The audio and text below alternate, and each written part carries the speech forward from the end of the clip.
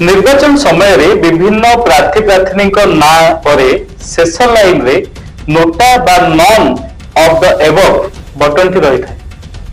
तेरे यही बटन रा कार्य कौन केबेठु लागू होइथिला एहा द्वारा भोटर कौन लाभ होता है ए विषय आज चर्चा करवा। नमस्कार, मु अनिंद्यराज खारंगा आपन को स्वागत करुछि टीआरओ 24 न्यूज रो विशेष कार्यक्रम नोटा बा एमान का मध्यरु केहि नुह।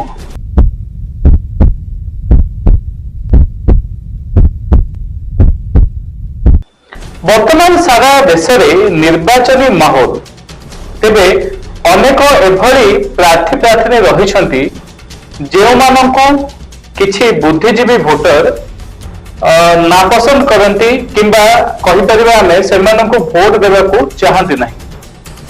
सेतबेले सेमानंको भोट काटिबा पई दुईटी उपाय नागरिक निकट रे रही थाए। प्रथमटी हला भोट बा मतदान पई न जिबा, किंतु एहाको आमे कहिबो भूल, कारण मतदान एक नागरिकर मौलिक कर्तव्य अटे देश पई।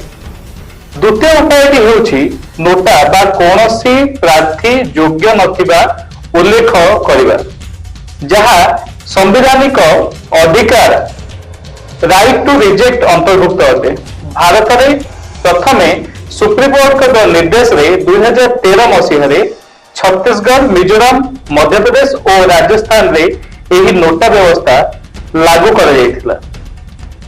2022 मसीह रे दिल्ली निर्वाचन आयोग घोषणा करथिले जदि नोटारे बहु संख्यक भोट पड़े तेबे उक्त राज्य बा उक्त निर्वाचन मंडली रे पुनः निर्वाचन घोषणा करि परिबे और पूर्व निर्वाचन को असिद्धि घोषणा करि परिबा, किंबा उक्त निर्वाचन मंडली राज्यपाल द्वारा शासित हेबो।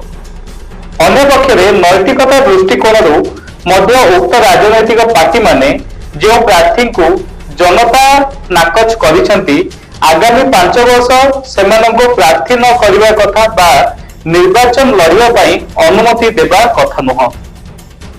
2014 रे लोकसभा निर्वाचन समय रे नोटा संख्या थिला 1.08%, किंतु 2019 लोकसभा निर्वाचन समय रे ताहा 1.06% को खसी आसला। गणतांत्रिक व्यवस्था रे सरकार किंबा विरोधी कार्यप्रणाली अपारगता को दर्शाइबा पई नोटा सांविधानिक भावे जनता का विरोध प्रदर्शन।